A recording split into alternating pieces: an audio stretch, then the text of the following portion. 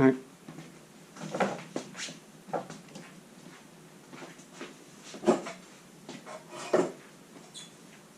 Hello YouTube. Hello YouTube. Nomad here.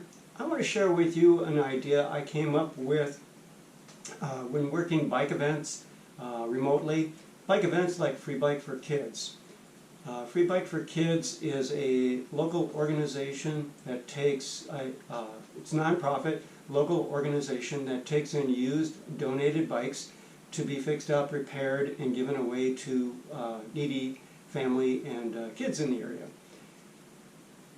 Free Bike for Kids certainly supplies all the tools, repair stands, lubes,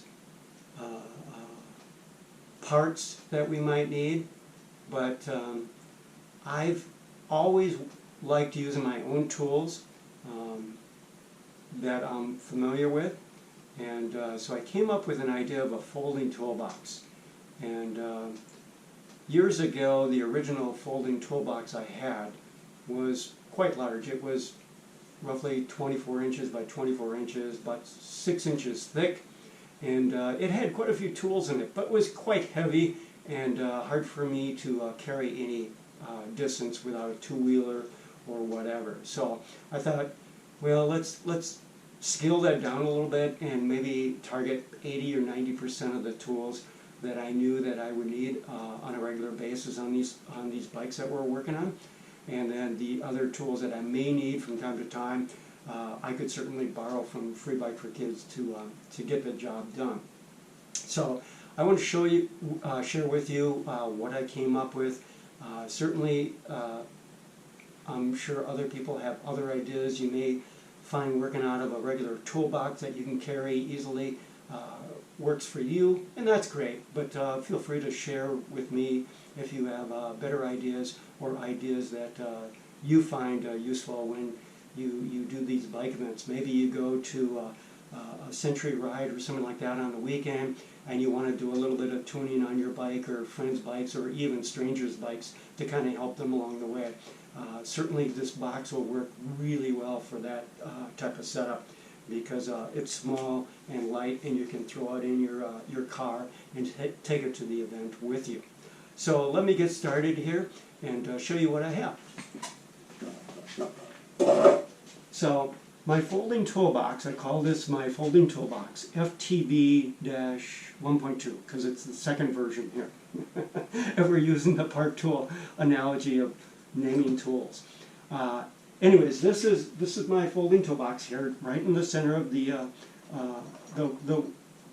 wall, and of course, you know, this is the main tool that I use on a regular basis. And so when I go to the bike events like Free Bike for Kids, I just take it down from the hooks like this, put it on the bench, and then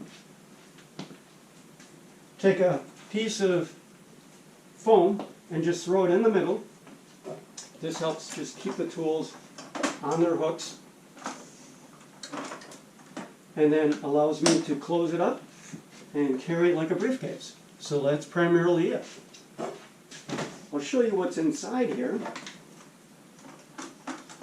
So when I get to the bike event, I basically unfold it, and I have all my tools at my disposal. So as you can see here, pretty basic setup here. I've got part folding hex set, part tool cutter. I have a channel lock with a smooth jaws on it, so I can adjust different size headsets, anywhere from, I don't know, probably 30 millimeter up to 36 millimeter for the thread-on type headsets. And then I have a part tool scissors, part tool three-way wrench, and then I have some inexpensive Master Force screwdrivers that I chose because they're nice and short and stubby and they fit in the box really well. Then I have an off-brand nut driver, 8, 9, 10 millimeter, little side cutter, needle nose pliers that comes in handy, and then I have the Park CCW5 crank tool. This is for counterless type cranks. So this would be 14 millimeter, for a lot of the older style counterless type cranks, and then an 8mm on the other side for the 8mm style crank bolts that are popular now. And then I have my part PA6 6-inch adjustable wrench here, and then numerous offset brake wrenches that come in handy for a lot of the side pull brakes out there that we see on these bikes that are donated. And then of course I have my consumer part tool cone wrenches. I selected these just because of the physical size. Certainly they're not the professional ones, but they work for most of the type of work that I'm doing at Free Bike for Kids. So I have a 13, 14, and 15, 16 set for adjusting cones on hubs. And then of course the green spoke wrench for a lot of the older European style wheels, and then the more common red spoke wrench here that we see here. This one is the kind of the four-sided park tool spoke wrench, because a lot of times if you get some of these older bikes and they've been kind of corroded at the spoke nipple, having it wrap around just a little bit prevents the nipples from getting stripped out that much easier. Then of course I have my part tire levers, comes in a set, and the very useful park tool CT5 chain tool. These are really nice. I like these to bring in my bike bag when I go on long rides, because if you ever break a chain, you're going to need something like this or a quick link or something like that to get you home. So, and these are really small and light, so they fit just about any place. Then of course I have my 7 to 17mm open box-end wrenches that you use. And then of course I have a secret compartment back here. And my secret compartment, it's not done yet, but it's kind of a work in progress. But primarily it holds like my cable tips for brake and shift levers, has the cable end caps, so 4 and 5mm end caps for SIS and brake cable. And then I have some zip ties that come in handy sometimes.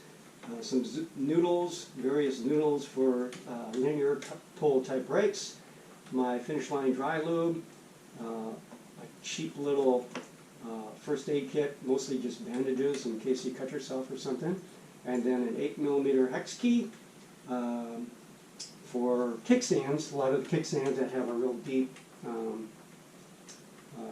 hex bolt that's kind of hidden and hard to get to, and then of course my Vp1 Patch Kit. When we patch, normally we just put in new tubes. We don't patch tubes on a regular basis, but if you had to, I suppose you could.